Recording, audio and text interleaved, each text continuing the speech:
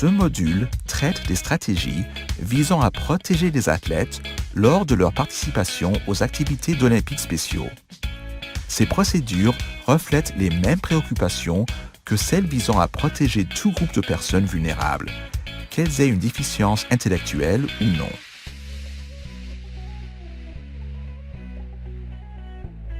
Pour réaliser la mission d'Olympiques spéciaux, les personnes responsables de superviser les athlètes d'Olympiques spéciaux qui s'entraînent ou qui concourent doivent prendre les mesures appropriées pour protéger les athlètes et les autres participants. Le filtrage des membres du personnel et des bénévoles n'est qu'un des moyens pris par Olympiques spéciaux pour protéger ces athlètes. Le filtrage n'est jamais sûr à 100%, et c'est pourquoi nous devons mettre en place des mesures supplémentaires afin de protéger les athlètes placés sous notre responsabilité. Tous nos bénévoles et entraîneurs doivent respecter le code de conduite des bénévoles et des entraîneurs. 1. Respect envers les autres. Faire preuve de respect envers les droits, la dignité et la valeur des athlètes, entraîneurs, bénévoles et spectateurs. 2. Assurer la santé et la sécurité des athlètes. S'assurer que l'équipement et les installations sont sécuritaires. S'assurer que l'entraînement, les règles et l'environnement sont appropriés pour l'athlète en fonction de son âge et de son niveau d'habileté. 3. Agir de façon professionnelle et responsable. Un entraîneur ou un bénévole ne doit jamais être sous l'influence de l'alcool ou toute autre substance contrôlée pendant ses échanges dans le cadre de ses fonctions à Olympiques spéciaux. 4. Assurer une expérience positive. Respecter le talent, le niveau de développement et les objectifs des athlètes. Veiller à ce que chaque athlète participe aux compétitions qui stimulent son potentiel et qui sont appropriées pour son niveau d'habileté. 5. Maintenir et assurer la qualité des services offerts aux athlètes.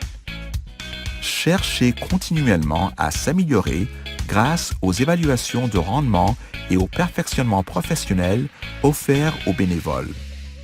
Prendre connaissance de l'historique médical, d'entraînement et de compétition de tous les athlètes dont vous êtes responsable.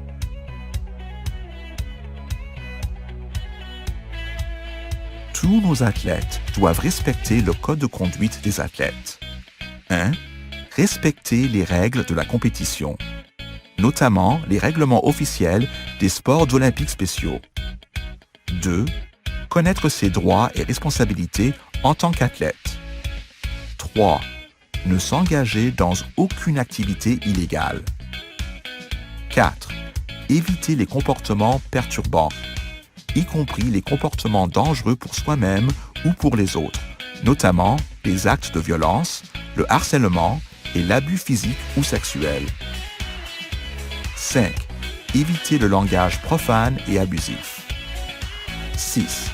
Maintenir des normes élevées de conduite, y compris la maîtrise de soi et un comportement responsable. Un athlète devrait considérer le bien-être des autres et faire preuve de courtoisie et de bonnes manières. 7. Honorer le serment d'Olympiques spéciaux. Que je sois victorieux, mais si je n'y parviens pas, que je sois courageux dans l'effort. Voici quelques conseils pour prévenir l'abus physique de nos athlètes. Éviter l'utilisation de châtiments corporels en tout temps. Les châtiments corporels incluent frapper, gifler, donner la fessée et toute autre forme de discipline physique. La nourriture et l'eau ne doivent jamais être refusées comme forme de punition. De l'eau doit toujours être à la disposition des athlètes pendant les exercices intenses.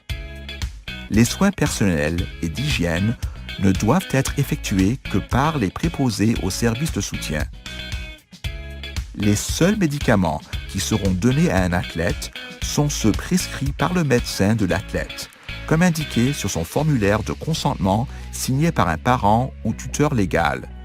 Les athlètes sont responsables de prendre leurs médicaments. Voici quelques conseils pour prévenir l'abus psychologique de nos athlètes. Tous les entraîneurs, le personnel et les bénévoles d'Olympiques spéciaux traiteront les athlètes avec respect et courtoisie. L'utilisation de surnoms dénigrants et humiliants ou la permission donnée aux autres d'utiliser ces surnoms dénigrants et humiliants n'est pas dans l'esprit d'Olympiques spéciaux. En aucun cas, les entraîneurs ou autres bénévoles ne doivent blasphémer ou maudire un athlète pour sa performance ou son comportement pendant les pratiques et les compétitions. En aucun cas, les athlètes d'Olympiques spéciaux ne seront menacés ou intimidés, ni sous prétexte qu'ils doivent améliorer leurs résultats sportifs, ni dans un effort de contrôler leur comportement. Les mesures disciplinaires seront toujours constructives et positives. Voici quelques conseils pour prévenir l'abus sexuel de nos athlètes.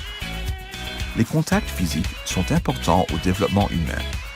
Les étreintes peuvent être particulièrement importantes pour renforcer le caractère positif de la compétition sportive, autant pour les athlètes qui terminent dans les premières places que pour les athlètes qui terminent dans les dernières places. Les étreintes entre les athlètes d'Olympiques spéciaux et les bénévoles devraient avoir lieu ouvertement, pas secrètement, et respecter les limites fixées par les athlètes eux-mêmes.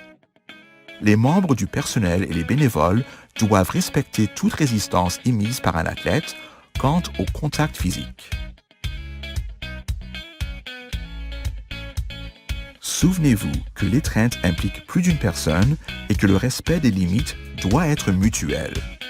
Il peut arriver qu'un athlète ait un comportement inapproprié envers un entraîneur, un bénévole ou un autre athlète.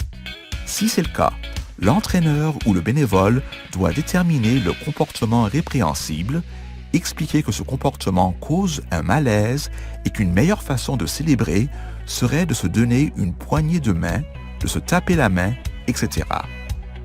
Les membres du personnel et les bénévoles doivent être clairs en ce qui concerne le comportement gênant et les comportements acceptables pour exprimer les émotions ressenties. Lorsque l'entraîneur ou le bénévole doit s'entretenir avec l'athlète en privé, il faut que cela se fasse à la vue des autres. Lorsque des soins personnels sont requis, les membres de la famille sont encouragés à donner les soins dans l'intimité. Les bénévoles ne sont pas tenus d'offrir des soins qui les rendraient mal à l'aise. Afin de protéger les athlètes, les membres du personnel et les bénévoles, il devrait y avoir au moins 2 adultes, si possible, lorsque vient le temps de superviser les activités comme la douche, le changement de vêtements et les soins d'hygiène personnelle. Les membres du personnel, les entraîneurs et les bénévoles devraient en tout temps éviter de toucher les régions du corps normalement couvertes par un maillot de bain, haine, organes génitaux, seins, fesses. Il n'est pas permis d'embrasser sur la bouche ou de donner un massage qui pourrait passer pour voluptueux. Les préposés aux soins formés sont autorisés à masser un athlète dans le but de traiter une blessure, comme une entorse, mais ce geste devrait se faire ouvertement. Lorsqu'une activité d'Olympiques spéciaux nécessite que les athlètes passent la nuit ailleurs que chez eux, le type d'hébergement doit tenir compte de l'âge, du sexe et du niveau de développement des athlètes. Les athlètes de sexe masculin et les athlètes de sexe féminin doivent être hébergés séparément. Chez les entraîneurs et les bénévoles, les hommes et les femmes doivent être hébergés séparément. En tout temps, les membres du personnel d'Olympiques spéciaux, avec le soutien des bénévoles, devraient savoir où se trouvent les athlètes lorsque ces derniers sont sous leur responsabilité. Les changements comportementaux subtils sont parfois la seule indication qu'un athlète est victime d'abus. L'abus est source de stress et les victimes peuvent en présenter les signes, notamment troubles du sommeil, agressivité, perte d'intérêt et mise en retrait, dépression et comportement immature. Des changements comportementaux inexpliqués qui durent plus de quelques jours indiquent l'éventuelle nécessité d'une intervention, mais ne constituent pas une preuve d'abus, puisque le stress peut être causé par d'autres facteurs. Les signes physiques d'abus peuvent inclure, sans s'y limiter, blessures douteuses qui ne correspondent pas à l'explication donnée, blessures ou ecchymoses qui apparaissent au même endroit du corps. Les ecchymoses de différentes couleurs indiquent différentes étapes de guérison et peuvent donc indiquer que les blessures sont répétitives. Faim chronique et mauvaise hygiène personnelle. Vêtements inappropriés pour le climat ou les conditions météorologiques. Besoins médicaux non pris en charge. Déclaration faite par l'athlète d'attouchements inappropriés ou de punitions physiques. Déclarer les activités suspectes. Les activités suspectes doivent être reportées à l'entraîneur en chef, à l'entraîneur communautaire ou à un membre du personnel d'Olympiques spéciaux. De telles déclarations seront examinées et des mesures appropriées seront prises. Il est possible qu'une suspension soit nécessaire pour la durée de l'enquête. Olympiques spéciaux se réservent le droit d'expulser des athlètes ou des bénévoles si un abus physique, un abus sexuel ou un abus psychologique à l'égard d'un athlète d'Olympiques spéciaux est soupçonné ou confirmé. Être prêt à expliquer ce qui vous fait croire que cette activité est suspecte. Indiquer quand vous avez été témoin de cette activité ou quand vous avez eu des soupçons. À qui le dire? Si le potentiel acte répréhensible a lieu durant les activités d'Olympiques spéciaux, déclarez les faits au coordonnateur ou responsable local d'Olympiques spéciaux ou autres membres du personnel. Si vous pensez qu'un athlète est en danger, appelez d'abord la police ou les autorités appropriées, puis Olympiques spéciaux. Olympiques spéciaux pourrait vous demander de rédiger ou de remplir un rapport officiel complet. Si la victime est mineure ou si elle est membre de la population vulnérable, on pourrait vous demander de faire un rapport en plus de celui que vous devrez présenter à l'Olympiques spéciaux. Référez-vous à votre bureau provincial ou territorial pour connaître la procédure en matière de déclaration d'actes potentiellement abusifs. Une telle déclaration n'est pas une accusation. Elle permet simplement aux professionnels de faire enquête. Voici quelques conseils pour déclarer un incident. Les incidents mineurs, coupures, éraflures, petits problèmes de comportement, etc., devraient être pris en note par l'entraîneur, mais ne nécessitent pas qu'un rapport officiel d'accident-incident soit rempli. Tous les autres incidents, comme les problèmes de comportement, les urgences médicales, les blessures, les dommages à la propriété, le vol, les violations au code de conduite ou tout autre incident jugé modéré ou majeur doivent être signalés au coordonnateur du bureau provincial ou territorial en utilisant le formulaire approprié et en respectant la procédure appropriée. Déclaration d'un incident. 1. Notez l'incident aussitôt que possible et le documenter. 2. Notez tous les échanges verbaux de façon aussi textuelle que possible. 3. Documentez les faits par ordre chronologique. Le style télégraphique est acceptable. 4. En cas de notes manuscrites, ces dernières doivent être lisibles et les pages doivent être numérotées. Par exemple, 3, 4, 4, 4. 5. Inclure l'heure, la date et l'endroit où les faits se sont produits. 6. Notez le nom complet des autres témoins des faits, vus ou entendus, et leurs coordonnées. 7. Respectez la confidentialité des autres. La documentation ne doit être partagée qu'avec les personnes appropriées. 8. Communiquez avec un membre du personnel d'Olympiques spéciaux pour confirmer les personnes avec qui l'information peut être partagée. Responsabilité des entraîneurs. En tant que leader au sein d'Olympiques spéciaux, vous devez prendre les mesures qui s'imposent pour vous protéger et protéger votre programme. S'assurer que les participants et les spectateurs ne subissent aucune blessure est l'un des objectifs principaux d'une bonne gestion des risques. Pour que la gestion des risques soit efficace, ce qui suit devrait servir de ligne directrice pour vous aider à développer des programmes et des techniques qui limitent le risque de blessure pouvant être subi par les athlètes. Soyez attentif à l'environnement. Choisissez un lieu adéquat et utilisez l'équipement approprié. À la préparation, planifiez adéquatement chaque étape de l'entraînement et de la compétition. À l'assistance médicale, un soutien médical doit être offert en tout temps. Plus l'activité comporte des risques, plus le soutien médical doit être important. À la formation et à la compétition, assurez-vous que les athlètes ont les habiletés requises et la formation nécessaire pour les pratiques et la compétition. Aux risques encourus, informez les athlètes des dangers qu'ils encourent à pratiquer tel ou tel sport.